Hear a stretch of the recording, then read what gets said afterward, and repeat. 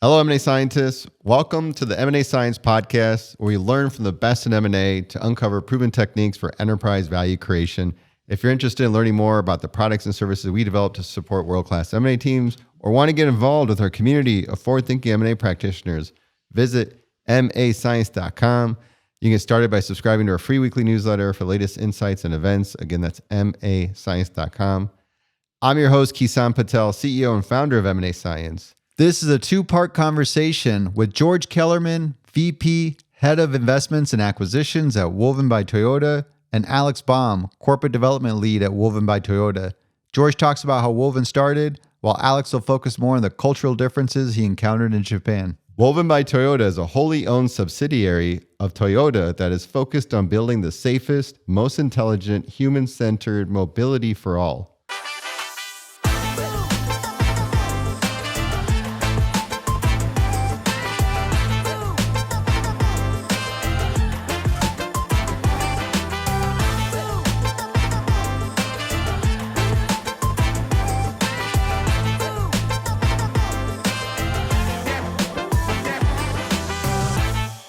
Hi, George. How you doing today? I am living the dream. Thanks for having me here, Kison. Hey, and we are here live at the Woven by Toyota headquarters in Tokyo, Japan.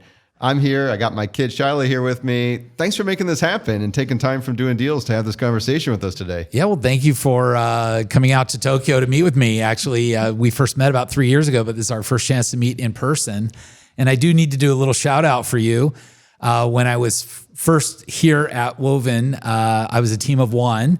And I was looking for help and advice on setting up our corp dev team. And I don't remember how we first got introduced, but you and I met and we spoke, and you actually introduced me to Justin Trudell, who I brought on board to help set up the strategy and the team. And we then went on to do $750 million worth of M&A, 5 different transactions.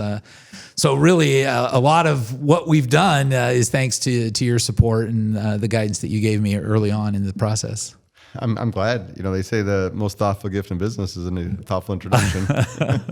So it's great. It really is. I'm glad you're out here. I think we first met during COVID, so this is our first chance to meet in person. But thank you for having me here. My pleasure. Hey, George, why don't we kick off with a bit of a background? I know there's some fun little things we're going to expand on from that. Yeah, absolutely. So as you mentioned, I am the VP, Head of Investments and Acquisitions at Woven by Toyota. We're a wholly owned subsidiary of Toyota. I run the corporate development team, but I also run Woven Capital, which is an $800 million venture fund. We're the growth stage fund for Toyota. And so we're mostly making Series B and later stage investments. And potentially over time, those investments may serve as part of our M&A pipeline. That's actually one of the goals of the fund. To date, we haven't acquired any of our investments, but that is something that we may look at in the future. But since we're here today talking about M&A, I'd prefer to focus a little bit more on the corporate development side of things. I actually started my career on Sand Hill Road in Silicon Valley. I was an attorney at a law firm called Venture Law Group. I was an M&A associate. Some of the early deals I worked on were representing Oracle and Intel and other major Silicon Valley heavyweights. And then I was doing M&A for Yahoo. I actually worked on Yahoo's acquisition of Broadcast.com, which is Mark Cuban's company, and GeoCities. Some of these names may be ringing some bells for people. This was back in 1999 and 2000. And then I eventually moved in-house at Yahoo, and I transitioned into licensing and distribution. But over the last 25 years or so, I've been at the edges of M&A, working on various deals. And then when I came out to Woven, I was tasked with setting up a corporate development team from scratch. And that's where you, again, really provided some valuable insights and introductions. Yeah, I realized you worked on those high-profile deals. Here this whole time I introduce people like, hey, you got to talk to George. He's a firefighter turned M&A professional. Well, I'll take a chance. Given this is a podcast, sometimes it's those inside stories. GeoCities is a well-known big acquisition in the early days of the internet. I think it was $3.5 billion acquisition. But I was the junior associate, so I was the one doing the actual due diligence, going through all the cardboard boxes, old school, no digital data room. Like we were literally going through files. And I found the old original certificate of incorporation for GeoCities, and the company's name, when it was originally incorporated, was Beverly Hills Internet. Wow. The founders lived in Beverly Hills, and so they said, let's call it Beverly Hills Internet. Just fun little fact. But that's actually part of M&A, right? You find a lot of interesting things, when you go through the diligence and you actually look at the history of a company, and it's really easy to just look at where it is today, but to really do effective diligence, you have to understand why it is what it is today and where it came from. You can tell us the firefighter story? How that sort of, I just want to get that out. Yeah. So it really is my relationship with Japan. I first came to Japan in 1987. I was a firefighter and rescue crew chief in the United States Air Force. And I was stationed at Misawa Air Base in Aomori Prefecture. I had a very unique opportunity because we shared the Air Force Base with the Japanese Air Force, and the runway was a civilian airport. So half of the fire department was Japanese. We didn't have a lot of fires. We didn't have laptops or iPads or iPhones back then. So we would sit around and wait for fires. And I thought, let me use this as an opportunity to learn Japanese. So I taught myself how to read, write, and speak Japanese. Wow. I was stationed here for 3 years. And, going full circle, that's what's brought me to now working for Toyota. But I've also worked for Yamaha Motor Ventures. I was one of the founding members at Yamaha Motor Ventures. I ran Dell Japan's consumer business. I ran international business development for Yahoo Japan. So I've lived in Japan for over 15 years. But I would actually say, and I think it's really apropos to the M&A discussion, when I was in the fire department, we had two fundamental rules. And the first rule was you don't get to choose when the alarm goes off, which is really relevant to M&A. You don't really often get to choose when the company is going to go up for sale or when an opportunity is going to come your way. So you have to be ready to respond, all hands on deck. And sometimes, it's, a company may be running out of money and it's a rush, but other times, it's competitive, and that's what creates the rush. If you really want to, acquire the company, you have to be ready to put in an offer because they may already have an offer in hand or there's other suitors, circling. So first rule, you don't get to choose when the alarm goes off. The second rule is you don't go home until the fire is out. And that's also true with M&A. M&A is not just a transaction that you close, because once you sign the merger, well, first you sign the LOI, then you go into diligence, then you sign the merger agreement, and then there's a period of time until closing, and then there's integration. The process may be a year or even 2 years in some cases, depending on the level of integration. And same thing, like you have to be there throughout the life cycle of the transaction. Some people may come and go from the transaction, but somebody also has to be there from the beginning to the end.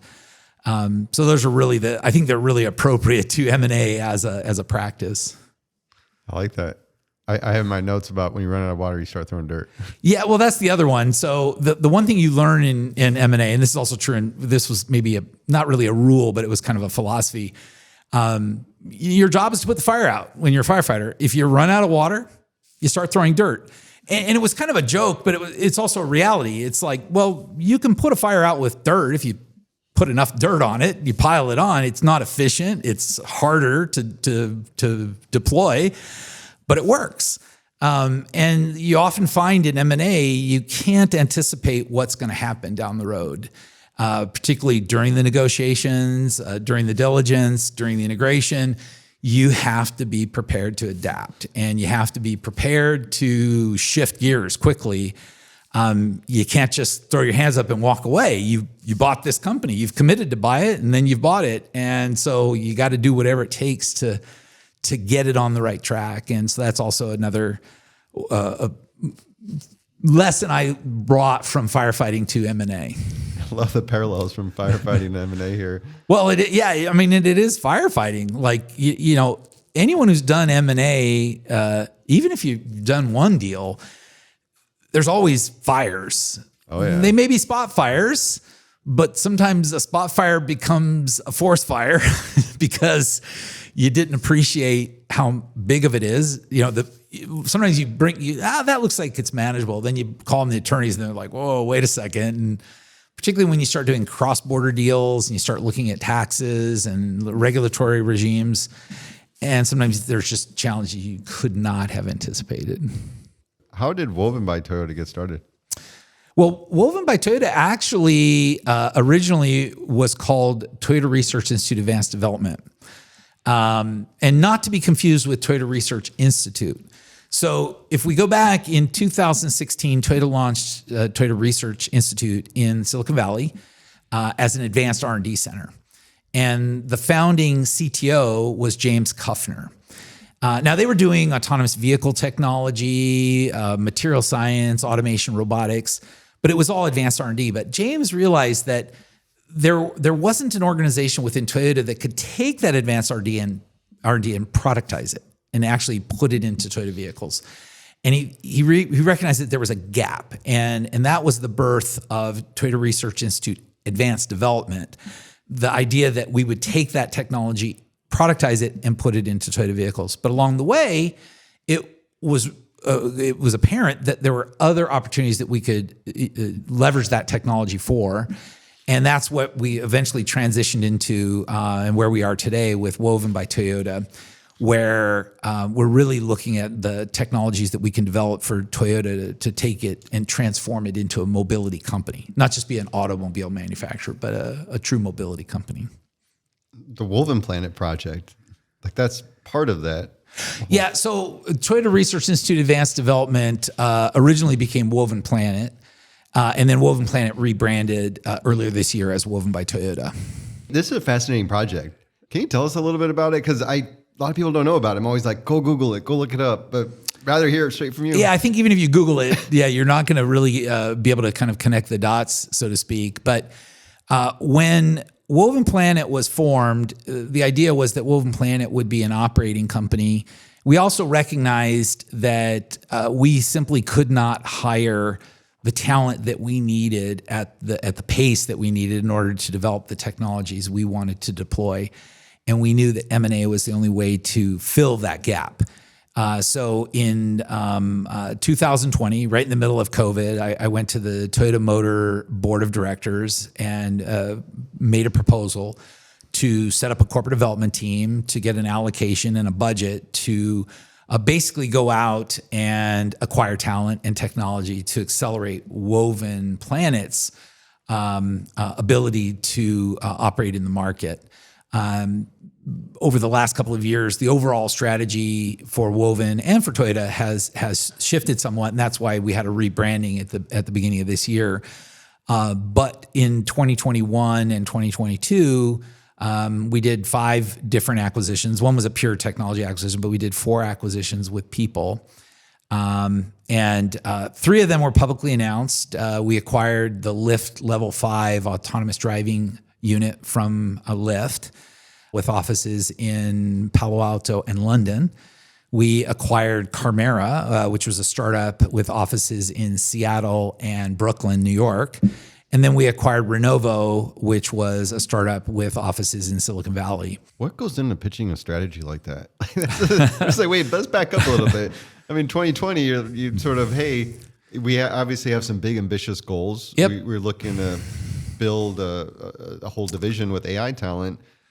What does that look like? How do you formulate that and pitch it? And yeah, I wish I could show you. I unfortunately, I don't have the slide here in front of me, but there was what we call the money slide in that presentation. And it was really a chart that showed the head count that we needed, the head count we had, the head count that we could achieve through our current hiring pace, and the head count we knew we were going to need in the future. And there was a huge gap between where we were through hiring and where we needed to be. And there was only one way to fill that gap, and that would be through acquisitions.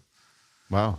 That was a pretty straightforward pitch. Yeah, it really was. And it was all data-driven. It was very clear. We knew what our hiring velocity was. And we even knew that before COVID. COVID created some challenges, but it didn't fundamentally change the velocity of our hiring. And, this was back in 2020, 2021, before the market really, took a downturn, and there was still a lot of investment and activity in the autonomous vehicle space. And we knew that to be competitive, we had to be able to acquire. Now, building that strategy, pitching it, getting it sponsored, this is completely different than the venture arm. Yeah, and so I have two teams. I have a corporate development team that's part of Woven by Toyota. It was Woven Planet previously, before the name change. And then I have a separate team that is Woven Capital. But Woven Capital is your traditional Delaware limited partnership. It's a $800 million venture fund, and it's self-funded through its management fees. But it doesn't do acquisitions. It's not a private equity fund. It's a very traditional venture capital fund. Can you tell me about the strategy that emerged behind that? Yeah, and that's actually tied to the transformation from Toyota Research Institute Advanced Development into Woven Planet. We also recognized that as Woven became an operating company, we didn't have the technology and the know-how to necessarily get to where we wanted in the time frame that we wanted, and we knew that we were going to need to bring later stage companies to the table to help us accelerate into the market. In other words, like a really early stage startup, like a Series A company or a seed company, they're not really in the position to actually collaborate with us and scale our business. They might be able to do a proof of concept or some joint development, but we actually needed partners that could help us actually scale our business. And so the thinking was, let's write later stage investments in more mature companies that actually are big enough and mature enough and capable enough of working with us. But with Woven Planet's transition into Woven by Toyota, we also transitioned in from supporting Woven from an investment perspective to now supporting Toyota on a global basis for all of its growth stage needs. So the main drivers would be access to the technology and then potential technology, markets, know-how, and people. Because when you partner with somebody, they're bringing their people to the table. They may be employees of that company. Unlike an acquisition, they're not becoming part of our company. But through it could be a joint development agreement, it could be through a partnership agreement, a commercial agreement, we're able to access that talent and know-how and leverage it for us. How big are these two teams? Right now, corporate development is 2. We unfortunately lost a few people through the reorganization. The former head of the group is now the chief of staff for our new CTO. And one of our members who was on the integration team moved over to global operations to help with project management. But we're actually in the process of proposing a bigger program and platform for Toyota globally. Wow. And then the capital side? Woven Capital is 15 people right now with plans to hire another 7 or 8 over the next year. You built these teams out from scratch. Yeah, I was employee number 1 at the start. Walk me through that. What goes into making that happen successfully? Wow, I don't know where to start with that. It's knowing people like you and being able to get introductions to the right people. In fact, my current corporate development lead, a gentleman named Alex Baum, he actually came with Justin Trudell, whom you introduced, and they were contractors in the beginning. But through that relationship, they helped me create the presentation and the materials that we presented to the Toyota Motor Board of Directors. Right, literally, and I mean like within 48 hours after getting approval from the board, the Lyft Level 5 acquisition came up. And so we had to immediately pivot into, okay, now we're a deal team. And actually the original consulting agreement didn't contemplate that. So we had to amend the statement of work and shift gears from, okay, let's build a strategy and a plan to let's execute on this deal. So when we launched that deal, I literally had no employees. I had 2 contractors, Justin Trudell and Alex Baum. But I really got to know Alex through that process. And eventually we asked him to join the team as an employee. And he relocated to Japan. And I believe he'll be speaking with you later today. Wow, that's awesome. Okay, so the network is a key thing because Oh, absolutely. Well, and let me back up because you introduced me to Justin. Justin brought Alex to the table, who's now the corporate development lead of the team. But more importantly, when we did the Lyft Level 5 acquisition, it was really a carve out from a publicly traded company, and it didn't come with any back office. So no finance, legal, HR, that type of team, which meant we had to be ready to ingest those people and support them. And it was through Justin. He had existing relationships with KPMG. We actually very quickly looked at several firms to help us with the due diligence, the technical diligence. But then we actually ended up hiring many of them to serve as interim HR, interim communications, because we didn't have a team on the ground in North America or London to actually support those employees those people that were about to become employees. We had to hire attorneys not only in the U.S. but in the U.K. We had to go through CFIUS. At one point, the deal team was over 250 people. When you add all the different contractors and specialists, and I would say probably 70 or 80% of them came through Justin, through his network, because Justin actually had a business of helping firms stand up corporate development teams. And I believe at the time he had helped various private equity firms stand up their teams. And I think he had done 6 or 7 of those. And so he had a very broad network of attorneys, of communications experts, HR experts, management consulting firms. So yeah, it was all network. And it started with you. Well, thanks. I'm flattered. Any other key things? I feel like there's a lot more than the network. You get the people, then there's aligning them and sort of the leadership behind it. Yeah, the other part, and again, because when we launched this, we didn't have our own dedicated team, so we built that over the time. While we were doing that, we eventually got the corp dev team up to 5 people, and that was part of it as well. So we were not only were we leveraging outside third parties, but we were trying to hire our own team, make that internal transition. At one point, we had 3 deals all running in parallel: Lyft Level 5, Carmera, and Renovo, and they all closed within 1 month of each other in July, August, and September of 2021. So it was a heavy lift. I won't downplay it. The thing I liken it to is it's actually a quote that I have to attribute to Reid Hoffman, the founder of LinkedIn. He often describes entrepreneurship as jumping off a cliff and building a plane on the way down. Well, our acquisitions were like jumping off a cliff and building an organization to support these people that we were about to acquire or bring on board from scratch. Everything, legal, finance, HR. I do have to tell one funny story. I'll never forget the day the Lyft deal closed. One of the engineers came to me, and they knew I was an attorney by training. And they came to me and they said, "Hey, do we have a form NDA?" And I thought, well, we have a Japanese one, but we don't have one under California law. So I said, let me contact our attorneys. We were using DLA Piper as the transaction attorneys, and got them to create us a DNA, not a DNA, an NDA. I got DLA Piper to create an NDA for us, using California law.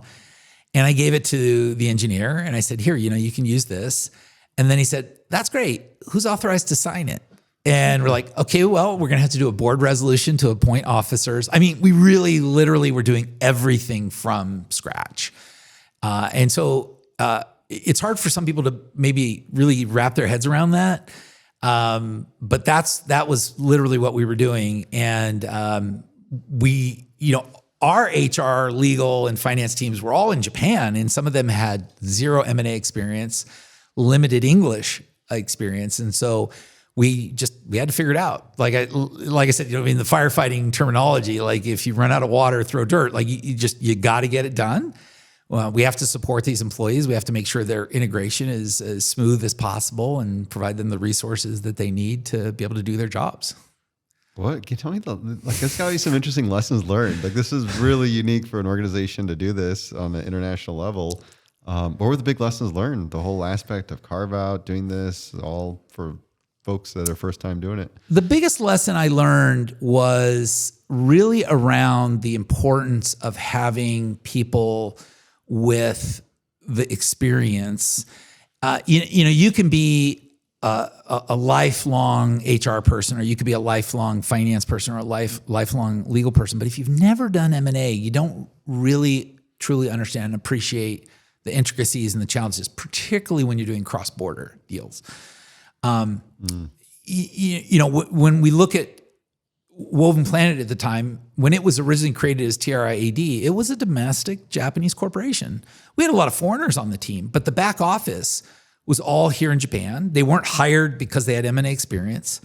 They, in many cases, didn't have international experience. That wasn't part of the job description. They were hired to be, the back office for a domestic Japanese corporation. And now we're trying to buy a company with teams in the US and the UK, which are different. And what complicated it in some ways, I'll never forget this. This is another thing. You may remember during COVID, everyone became remote. And while Lift Level 5 had an office in Palo Alto, very few people, if any, were actually going into the office. I can't remember the number, but I think they were spread out. The team was spread out in, I think, 26 states and 6 or 7 countries. They were all working remotely, and we had to consider all of the laws and regulations and like, how do we make sure that we're not, falling afoul of different laws and employment regulations in all these different states. Our HR team here in Japan, they didn't have experience with US laws, let alone each state's laws, or the UK laws. And so the one thing I really recognize is that before you commit to a deal, you really do need to have some basic foundational skill and expertise on the team. Like I said, we ended up using a lot of contractors, and they did a great job, but they're no replacement for your own team, because at some point they transition off and they hand it off to the business. And in many cases, these were new people that we had to hire, and they don't come with the transaction history. They don't understand the details and intricacies of why we're doing things the way we're doing them. And so it would have been much better if we had that infrastructure in place when we did the deal, because that institutional knowledge and history would have remained after the integration was done. It sounded like the contractors with experiences were essentially a Band-Aid to get the early deals going. And then after you started getting some reps in, you're building that experience in-house and really having more of that organic capacity. Yeah, and the contractors all did a fantastic job. But again, they transition off at some point. Yep. And when you're dealing with integration, you want continuity, and you want institutional history and knowledge, because they know where things are, why they were done the way they were done. And in some cases, you do things temporarily. You know that that's a temporary fix, and you're going to change it. But if the person who knows it's temporary leaves, and then somebody else is, that's how we're doing it. No, that's not how we're doing it. We just did that because we had no choice. We now need to, clean it up or fix it. So it's not a criticism or critique of anyone. It's really a reflection of going back to what I said. M&A is firefighting, and you wouldn't want to run into a burning building if the people had never been in a burning building before. You want them to at least have some basic knowledge of the regulatory regime, the tax consequences, the HR requirements, the people, the cultures. We were dealing with onboarding people from, 3 geographic regions. We were a Japanese company ingesting people from the US and the UK. And our HR team in Japan didn't have experience dealing with US visas. It just wasn't part of their job description or their day-to-day requirements. So again, that's where I think really making sure you've got the talent in-house before you make the commitment is probably the biggest learning for me. A lot of fires to put out. After 5 acquisitions, Did the strategy change much? Well, the strategy changed mostly because Woven's strategy changed. Like I said, Woven went from Woven Planet to Woven by Toyota. We really doubled down and focused on supporting Toyota in terms of delivering the things that Toyota needs. You may also recall that earlier this year, and so our transition happened right at the same time too, is that Akio Toyoda, who was formerly the chairman and CEO of Toyota, he recognized that Toyota needed to our parent essentially needed to transition, and he stepped back from the CEO position. He's still the chairman, but he appointed a new CEO, Koji Sato, who came from Lexus. The next generation of leadership. And Koji Sato came in, and that brought a new CFO, a new CTO, new executives, and a new organizational structure, which you typically see when you have a CEO change.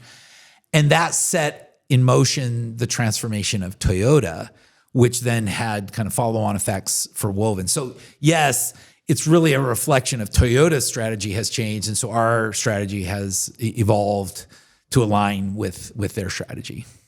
You're still building an autonomous city? Oh, you mean Woven City? Yeah. Yes, we are. Yes, it's on track. Daisuke Toyota runs that. It's a project that's actually run here within Woven by Toyota. And it's, I believe, by the end of next year, they're going to have phase one with people starting to move in. Wow. Yeah. Maybe tell a little bit about it. This is actually a really cool project that just fascinating. So Woven City is a test track for mobility. And when you think about mobility is not just cars. It's every step in the process, but we think of mobility in a more holistic sense. It's not just a person going from point A to point B. It could be goods. It could be information. When this podcast goes live, it's going to be digitally streamed through various platforms, and people will then download it or stream it and listen to it. And that's a form of mobility. Humans are essentially mobile creatures. Mobility is part of the human experience. Everyone listening to this podcast moved in some form today. Or if you just think of what did you have for breakfast? Well, how did that food get to your house? Or how did you get to the restaurant? And how did the food get to the restaurant?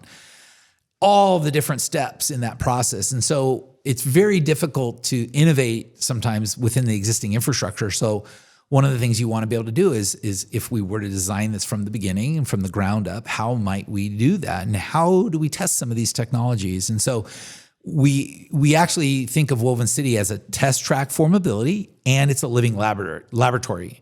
The idea being that you'll constantly iterate and you'll test and see what works, what doesn't, and then you can evolve and you continue to test. So it's land that's owned by Toyota. It's a former factory site, and because it's private land and owned by Toyota, it gives us a lot of flexibility. But people will actually live in the city, and we'll have senior citizens, we'll have families, we'll have single people and kids. It's really to try to test those different forms of mobility and technologies. I think one of the things I read was that they include people with impairments. Yeah. And sort of developing technology for that. Absolutely. And that is the goal again is well, and it's actually a fundamental mission of Toyota is mobility for all. We don't want to leave anyone behind. We want to make sure that we're creating mobility solutions for everyone, whether it's the disabled, the elderly, the young, the professional, the business person. And so it's not just personally owned vehicles, but it's fleets, it's transportation, it's data and information. So when we think of mobility, we think of people, goods, and information. And frankly, when we think about the direction technology is taking, with cars, you hear this analogy often that a car today is like an iPhone with wheels. It's mostly software, and the amount of software is only going to increase over time. But it's not just software in the vehicle; it's connected to the internet, which gives it access to data and information. And some of the information that it's collecting and gathering as it's moving down the road may be processed at the edge on the vehicle, but some of it may go up to the cloud and be processed in the cloud. I believe of all the auto OEMs is how do we build that infrastructure and that technology so that we can constantly be improving the experience for our customers and our end users. But also, as I said earlier, we want to make the safest, most intelligent, human-centric mobility. At the end of the day, it's about the person in the middle of it. It's not just the vehicle, but it's creating delight for people so that they can fulfill their personal needs, whether that's going to school, going to work, going to the doctor, just going for a drive, traveling, seeing the world, whatever it might be, whatever gives you delight, we want to be able to empower and enable that.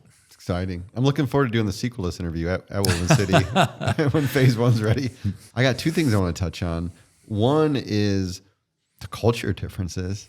And I'm doing a few interviews. I'm going to talk to your colleague, Alex, about cultural differences. And I've got another gentleman from Kison.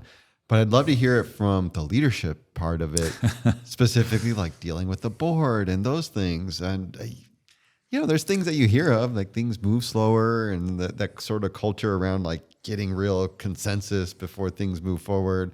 I'd love to hear from your experience around what's that been like? And yeah,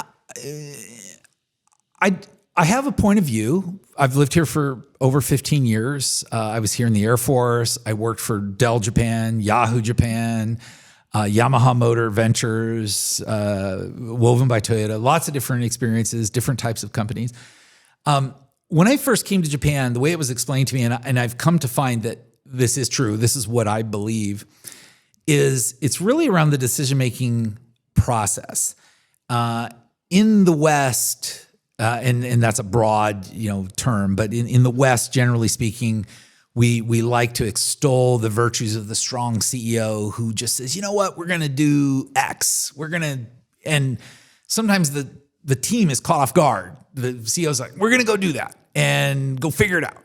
yes. So quick decision, and we look at that person and say, well, that's a visionary leader. They just made that quick decision. But the team is sometimes like, how do we do this? We don't know. We haven't given it any thought. You didn't give us any time to prepare. And so they then have to spend a lot of time. Okay, well, how do we actually execute on this? And the execution may take a long time. The decision-making process in Japan, from my experience, and I believe this to be true, is the exact opposite. You start by consulting with everyone. You go around and you talk to legal, you talk to HR, you talk to facilities, you talk to the regulators, you talk to everyone and say, this is what we're thinking of doing. If we do this, how's it going to impact you? What are you going to need? And you get everyone's consensus. And it sounds like it's a time-consuming process, but by the time everyone's on board, the decision is actually really simple because everyone knows what they need to do. So the execution doesn't take as long. So it's really a question of how long does it take to make the decision and how long does it take to execute? I think generally speaking, you still get to market just as quickly. It's just, it looks like the Western decision make, oh, wow, that was great. But they don't actually roll it out and deploy it any faster necessarily. So I think that's one big difference. But there's a lot of advantages to it because you identify the challenges up front. In fact, one of the things that we do here in many meetings, we do it with board meetings, we do it with Woven Capital's investment committee, and we do it in a lot of different scenarios where we have what are called Kison meetings. Kison literally means pre-meeting. And you'll meet with, let's say, each board member one-on-one, and you'll say, look, we're thinking of bringing this resolution to the board meeting. What are your questions? What are your potential objections? So that when you actually come to the board, you know everybody's potential objections, concerns, or what they like. And then you can make sure you address those in the board meeting so that it's a much more efficient meeting. And then you can get to consensus faster because you've already talked to everybody. But it to the outsider, it may look like it takes more time, but I think it's actually more efficient than, throwing an idea into a board meeting and then somebody says something and then the whole discussion goes off the rails because nobody was prepared and nobody really knew what was going to be discussed beforehand. So that's one thing when it comes to the decision-making process. The other thing that is a challenge at times is sometimes in our meetings, depending on who's attending the meetings, we have to have simultaneous interpreters. And that can be a challenge if the interpreters are not familiar with the vocabulary and the technology that you're talking about. So often what we have to do is we have to submit materials to them in advance so that they can make sure they understand the gist of the discussion. Sometimes we even submit scripts to them so they know what we're going to say. But that also means that in the meeting, sometimes it looks like we're reading a script because we actually may be reading a script, because if you deviate, you can lose the interpreters and it may not be tracking to the materials you've already shared. So you have to be really thoughtful about what do you put in the materials and how do you present it. And that's probably the bigger challenge is simultaneous interpretation is really difficult if you're not used to it. In fact, sometimes some of the new team members, they speak so fast that the interpreters can't keep up. And at some point they miss things because they have to skip ahead or they'll just completely fall behind. And actually, if you sat in a meeting, I'm maybe a typical American.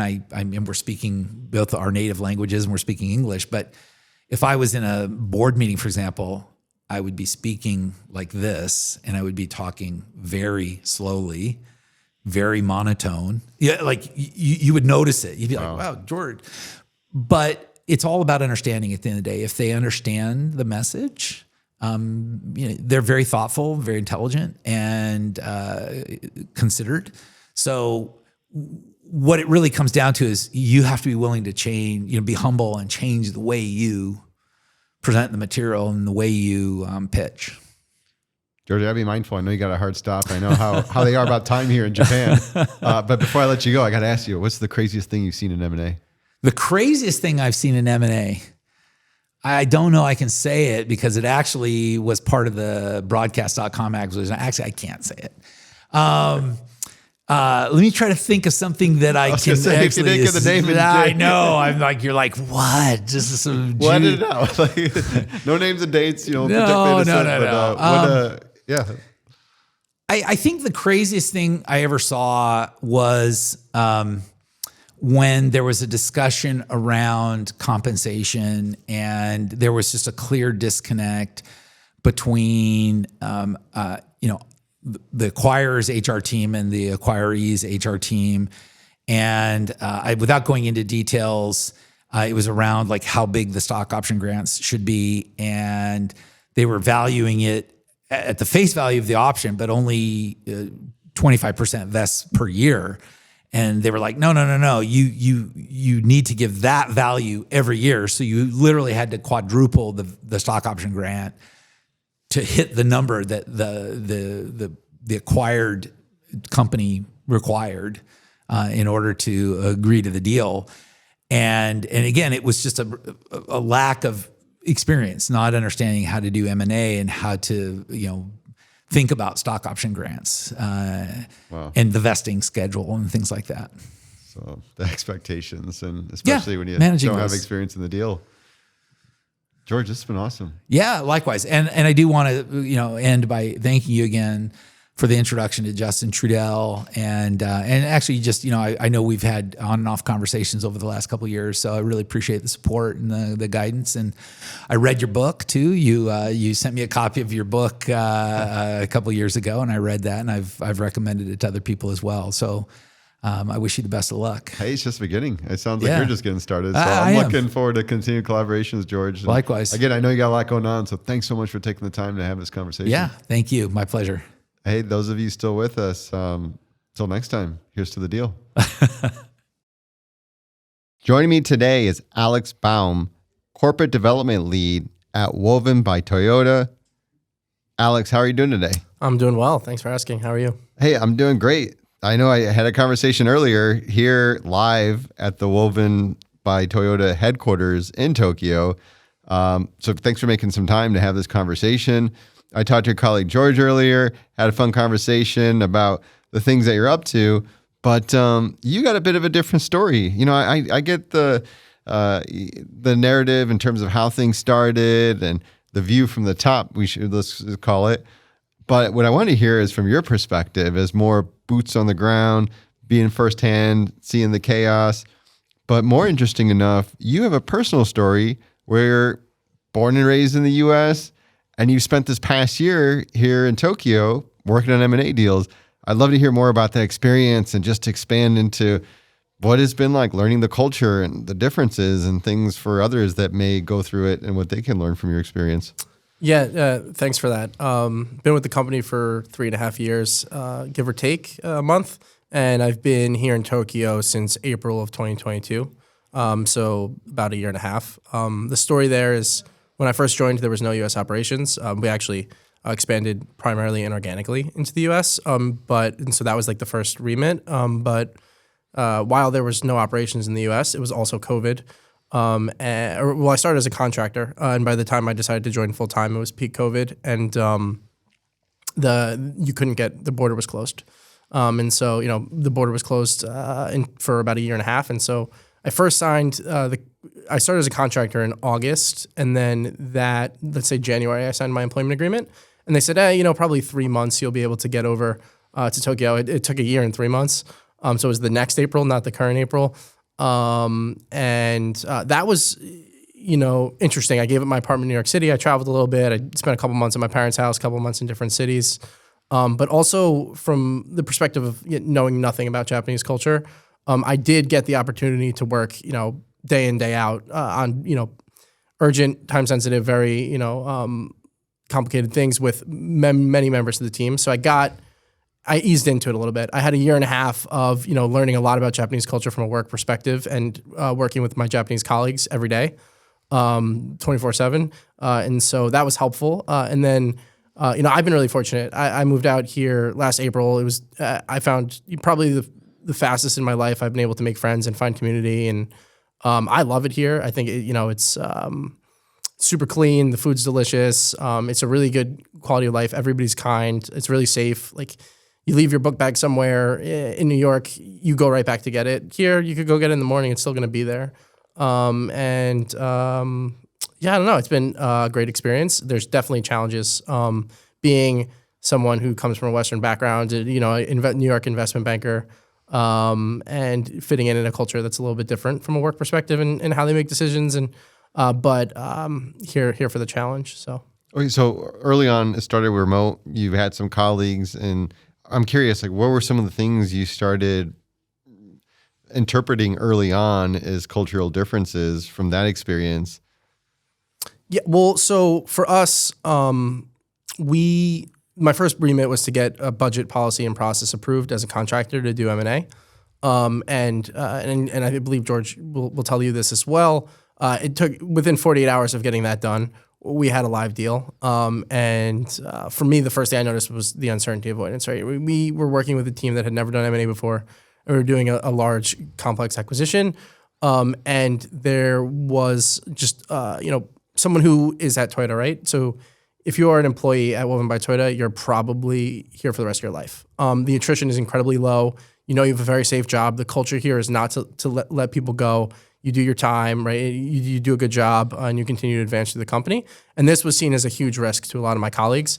And it took a lot of effort to because we had nothing when we first started. And it's like Japanese generally don't work without a policy, a process, a procedure, a playbook. And we had none of that. And so we had to kind of build that as we were going and give guardrails to people so that they could do their job. And they were very, very hesitant to just jump in. But I think that would be generally the case without having that experience in the background. But it was much more here for me. And then just having to make decisions. We were put in a lot of situations where you have just enough resources to get it done. So you just sometimes have to make decisions. And for me, what I found was okay, folks aren't going to do that. I need to go make what my process would be is get the executive person or the person in charge to give you that top down, always top down. And then from there, you can go make decisions quickly. And so we were kind of in a situation where I think I would describe it as having to operate outside of the normal operating procedure of a Japanese company just to get things done. And it just had to be that way. Getting to witness that tension was fun in a way. Wow. So it's actually really unique in that regard that it was more about you trying to help your colleagues sort of manage the situation and the uncertainty as opposed to you sort of conforming to it. Yeah. Well, it's come full circle. I think now more recently, I have a lot more of experience working in what I would call a more traditional Japanese environment and getting things done by like collective support, I think is how you could surprise it, right?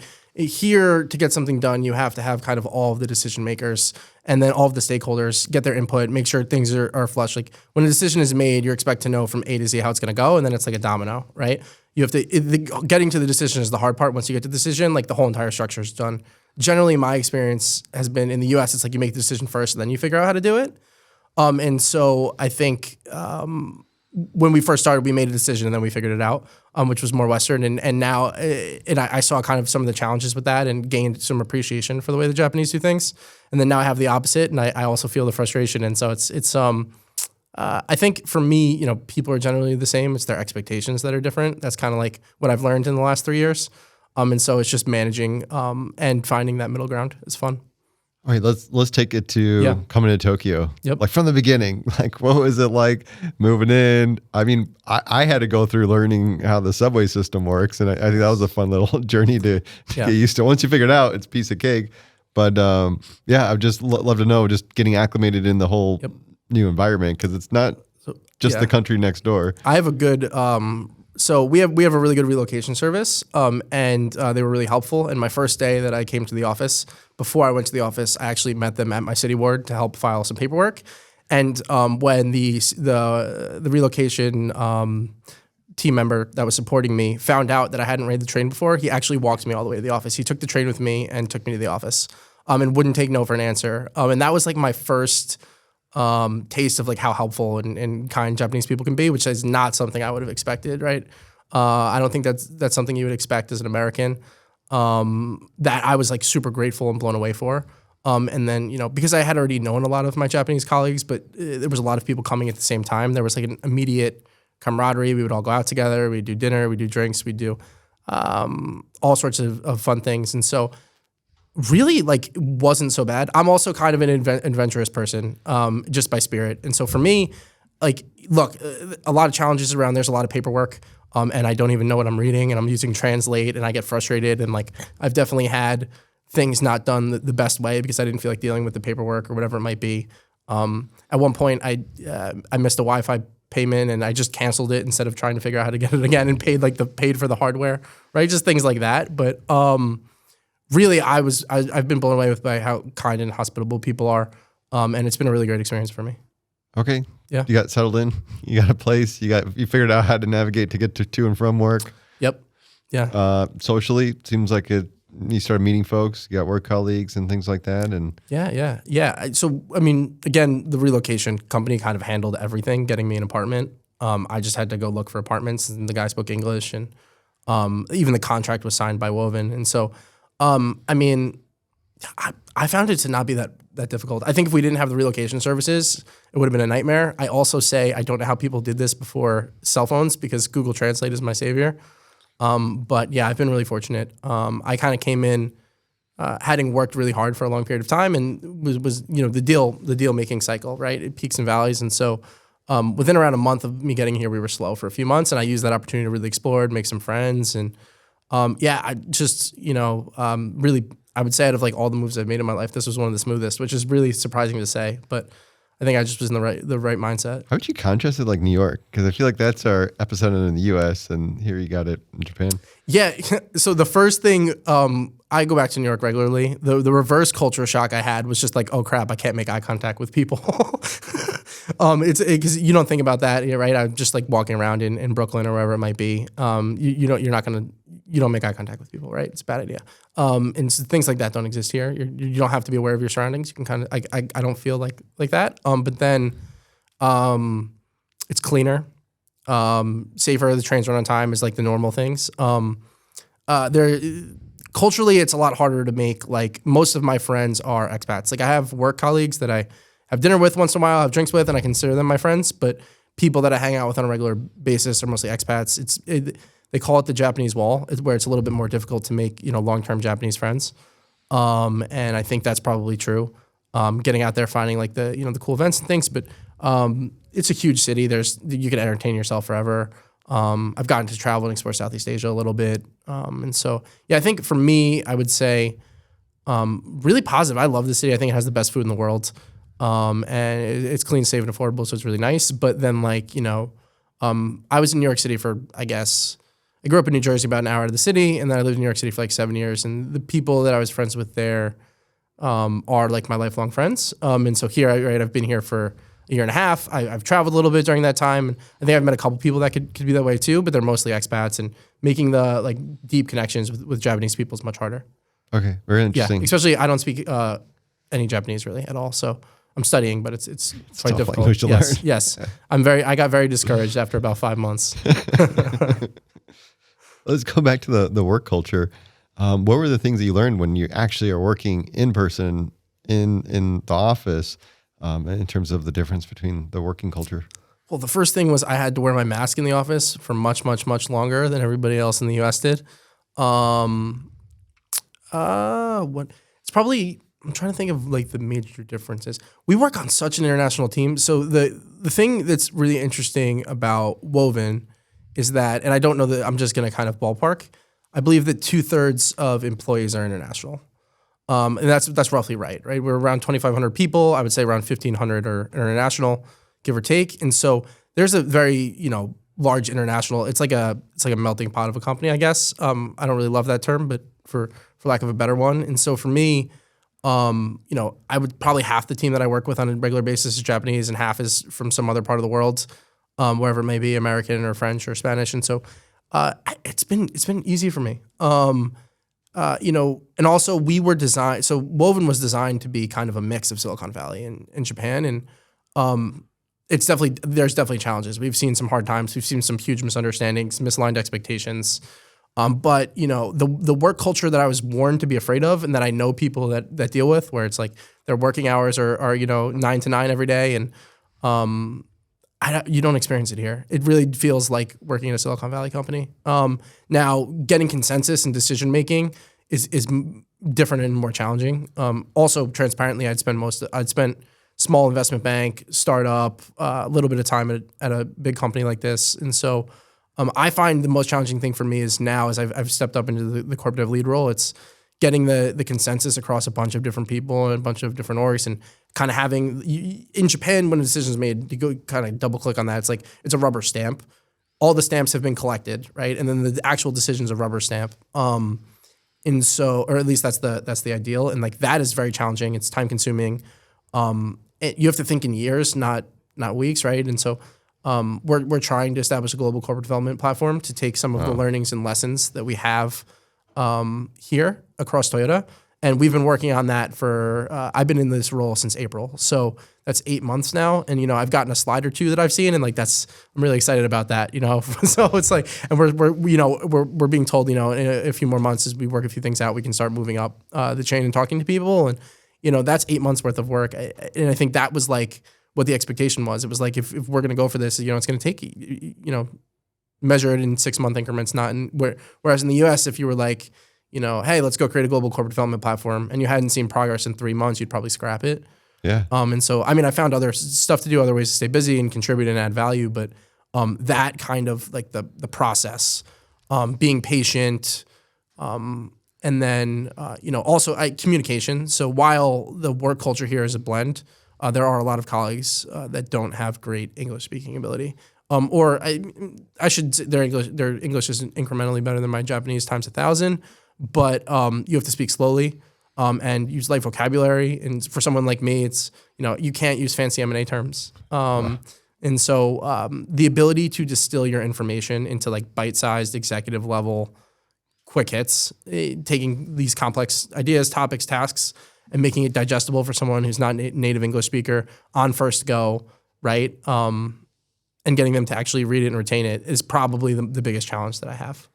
It's been a great opportunity to learn. The Japanese have a term that I was networking and having lunch with a guy who'd also lived in New Jersey for a while. It's nobishiro, and it means to stretch oneself. And so that is like how I've seen this experience. Yeah. It's a nobishiro. Can we break down the rubber stamp approval to? It sounds like you need to identify all these different stakeholders, and then sort of get their buy-in individually, and then once you do that, you can actually formally get a formal. Does that sound right? Yeah, it's interesting. That is correct. So you should have all of the key stakeholders and then all of like the processy level people. Like, yes, this would work, and yes, the stakeholders are aligned. There's a balance. There's like this push and pull though, because it's a lot easier to get things done if you have the top person, the executives, the decision makers on your side. And so what I find is I try to socialize with kind of the senior level people that I have a good relationship with, my boss, right? And then try to get top level, like, yes, this makes sense. Let's go figure it out. And then go and get all the rubber stamps before going back to them. Because you might also get, hey, you're junior. How are you going to get this done? And so it's a balance of being like a top-down culture, but then also needing all of the rubber stamps. And, being here for a year and a half, I think hopefully I'll have more perspective in another year and a half, but I'm still just learning. So. Yeah, that's so fascinating. So you get at least some initial buy-in at the top level, and then you take that narrative with you to the other stakeholders and said, hey, I'm having a conversation with the big dogs here. We're looking at this thing, but want to understand your perspective, want to understand how this impacts you. Exactly. And then kind of get onto it. If they have some big objection, you'll hear it out, and then you sort of work on addressing that, and you go around to the next stakeholder, and this is why it takes so long. And I don't have patience for this. So given fundamentally that's how this works, how do you balance this when we're looking at doing these deals between the Japanese culture and the American culture, where, like you just described earlier, we want to get things done. We make the decision. Let's go. Yeah, I think the cultural relationships between the first thing that we did was when we started making acquisitions, we let people kind of operate as is. We didn't go in immediately. There's a reputation that I've heard other people talk about for Japanese acquirers to go in and say, no, this is how we do business. We did not do that. We said, you're going to continue to run your business. The engineers are going to get to know each other over the first 6 months. We're going to figure out how we're going to work together. That had its pros and cons. Pros, we didn't, create a ton of frustration and stifle the business. And we've been able to have pretty good attrition metrics. And so I'm proud of that. Cons, right? There wasn't as much strategy alignment in the beginning. And so there's a definite balance there. And for us, I think we have OKRs. We want to know what that is going to be working on. And then we want to give them some freedom to slowly integrate over time. And so, I think that's the key. And then, pace of decision making, I think, can be frustrating for people. It can be frustrating for myself. But when you do have the alignment and you know what the objective is, everything just goes boom, boom, boom, boom, boom. And so once you have that alignment, and ideally by the time we acquire the company, we have that alignment, things actually move really quickly and decisions get made really quickly. So it's which is, I think, super efficient and really, really cool to see. When you have to see it, I think, first. But when you see like how long it takes, but then, it can be more challenging. Like from an American perspective, it can be frustrating. But then when the lever flips, it's cool. And you say, okay, I understand why they do that. Yeah. It's just like polar opposite of how things are done in the U.S. Yep. And part of me is like, is there like a hybrid? I get it. I think that's really cool that you do get that level of alignment, because then you don't run into those friction points that we typically have that, hey, here's stakeholders that are misaligned, and how do you deal with that and all those people issues. But the speed, you're sacrificing a lot of speed. I don't know. There's a way to combine it. Yeah. I mean, I think, so we have moved pretty fast here. And so I think, in terms of the middle ground, this is it. And there's a push and pull. Like when we've had, like some of the stuff we're trying to work on right now isn't priority. We're trying to hit objectives. We're trying to go into vehicles. Me trying to create a corporate development platform for Toyota isn't everyone's number one priority, and I have to be respectful. But when it was, when the decision was, we need to accelerate, right? We're behind, and we want to deploy capital. It took us 3 months to get $1 billion budget approved, right? And then we went, and over the course of a year and a half, we did 5 deals. And so, for really any corporate that doesn't have a long M&A experience, that is very fast. And so I tell people all the time, like a lot of times you build a corp dev team, you don't get a deal done in the first year. Right, like because you have to build out everything. And so, when the decision is made, like the company can move pretty quickly, and those are a lot of decisions that were made quick. So I think this is the experiment. This is the attempt to find the middle ground, and it's kind of fun to be here and see it happen. Yeah, such a great experience. Yeah. What's the craziest thing you've seen in M&A? So the craziest thing I've seen in M&A was I believe it's been a while since this happened. I think it was the exact same day that the wires were supposed to be transferred. I got a call. It must have been 6:30 in the morning. Hey, Alex, are you planning on coming into the office today? Yeah, what's going on? Okay, I need you to be at the client's office. Like, get there now. Like, go there now. I'll send you an email. Essentially, I don't want to disclose details too much, but they had contracts with a lot of real estate buildings in New York City to have equipment in their building, on their building, whatever it might be. None of those contracts were signed. They were handshake and Christmas gifts, right? So they big relationships. In this case, in the Jewish community, and all the equipment was just done there was a contract agreement of terms. Nothing was signed. It was all handshake. And he'd send him a Christmas gift every year to keep him happy. And so then, we had to create a stack of, I went through the data room. I said, these are the contracts that aren't signed. And, every couple hours as the day would go on, hey, Alex, how are we going? There's the founder and the chairman making phone calls, getting them all done. It took us 3 days. So it was just delayed it. We gotta Yeah. Awesome. That's such a crazy story. Alex, we're getting kicked out. We got to go hop. We'll talk to you soon. Thank you.